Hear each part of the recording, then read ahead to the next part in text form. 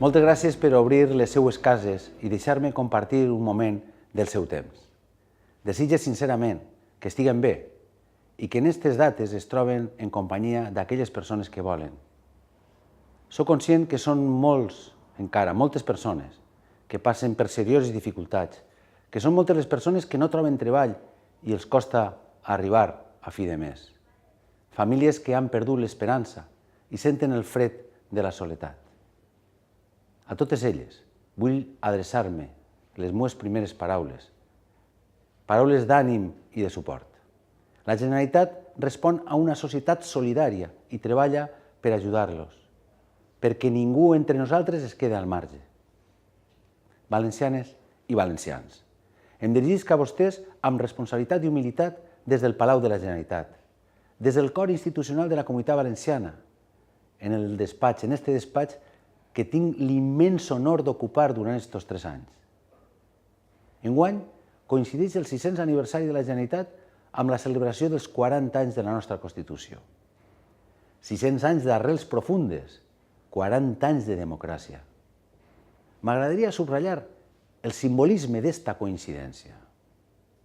La Generalitat, com a institució que al llarg de la història ha expressat la nostra voluntat d'autogovern.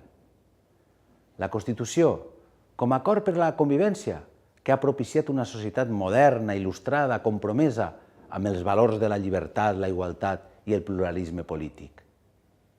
Identitat valenciana integradora i valors democràtics. Aquestes són les credencials d'allò millor que som.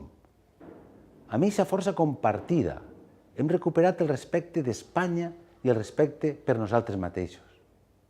Era urgent alçar la hipoteca reputacional, fer fora la corrupció i acabar amb la crispació. I ara la societat valenciana és un espai d'honradesa, de diàleg i d'estabilitat. L'estabilitat com un actiu que enfront del que ocorre per desgràcia en altres territoris es converteix ara en referència. Fa una setmana les Corts van aprovar els pressupostos, per 4a vegada consecutiva, i en forma i temps. Només 3 comunitats ho han fet. I a més, si m'ho permeten, així en un clima d'enteniment i fraternitat. És possible entendre la política com discrepància i acord sense crispació? Jo crec que sí. Per això agraïsc a tots els grups polítics que hagin aconseguit ser un exemple de concòrdia des del respecte a les diferències. Aquesta política ha propiciat acabar amb els copagaments, que hàgim recuperat la sanitat universal i finançat els tractaments per a malalts d'hepatitis C o que per primera vegada els llibres de text per a xiquets i xiquetes siguin gratuïts. A més, en aquests anys, la nostra economia s'ha enfortit i ha creat més de 200.000 llocs de treball en un context de seguretat jurídica i de concertació entre empresaris i sindicats. Ells són els veritables protagonistes. Ho estem aconseguint amb personalitat pròpia, amb una cosa que defineix una societat avançada, creixement econòmic i justícia social al mateix temps. En definitiva, hem recuperat el sentit d'allò que significa la democràcia social. Tanmateix, per supost, encara queda molt per fer. Massa joves no tenen les oportunitats que se mereixen i sorgeix l'incertesa en sectors com ara el citrícola o l'automoció. Davant d'aquestes incerteses, no tinguen cap dubte, el Consell estarà on ha d'estar sempre, al seu costat, independentment de qualsevol altra consideració. Serà així, amb tota la convicció, en aquestes qüestions com en altres que són irrenunciables i fonamentals per a nosaltres, com ara el canvi del model de finançament autonòmic o les inversions justes de l'Estat, que ara per fi ja hem blindat en el nostre Estatut. Estem encara lluny d'on volem arribar. I ara se'ns presenta una gran oportunitat, l'oportunitat valenciana, l'oportunitat de convertir-nos en una de les regions més innovadores, pròsperes i dinàmiques d'Europa. Això sí, sense fantasies, sense estridències i sense dreceres. Aconseguir aquestes metes està a les nostres mans. ha de ser a través del treball, de l'esforç, de la cooperació. Vull expressar la meva absoluta confiança en la capacitat del poble valencià, en les nostres idees, projectes i il·lusions, en el vostre talent i compromís, en el teu esforç i creativitat. Vos propose renovar el contracte social valencià que ha de tindre com a fita la creació d'ocupació, la igualtat d'oportunitats i la democràcia. No es tracta d'un camí fàcil. Mai ho ha estat fàcil. Com la història ens ensenya, la democràcia no és irreversible. És fàcil caure en la tentació d'acudir a respostes tan simples com equivocades.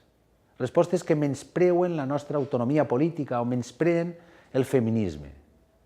Respostes contra la igualtat real de dones i homes que ignoren el terrorisme masclista, que és sense dubte el gran combat social del nostre temps. Davant la violència de gènere no es pot retrocedir ni un pas arrere. La solució als nostres problemes no vindrà de l'enfrontament ni de buscar culpables. Naixerà del nostre esforç, del treball comú, d'estar units. Parlem amb persones ara, estos dies, que no pensen com nosaltres. Utilitzem les xarxes socials com a lloc de trobada i no com a trinxeres de la intolerància. Contrastem la informació, reivindiquem el dubte. Així es construeix la convivència. Estos dies hem vist en moltes celebracions, en moltes cases, que el Nadal és valencià. Cap comunitat autònoma té tants de productes vinculats a aquestes festes com nosaltres. El torró, el cava, els joguets, els cítrics o el raïm que esta nit prendrem per a desitjar-nos sort. Però de tot el que em sent més orgullós, com a ciutadà i com a president, és del valor de la solidaritat del poble valencià.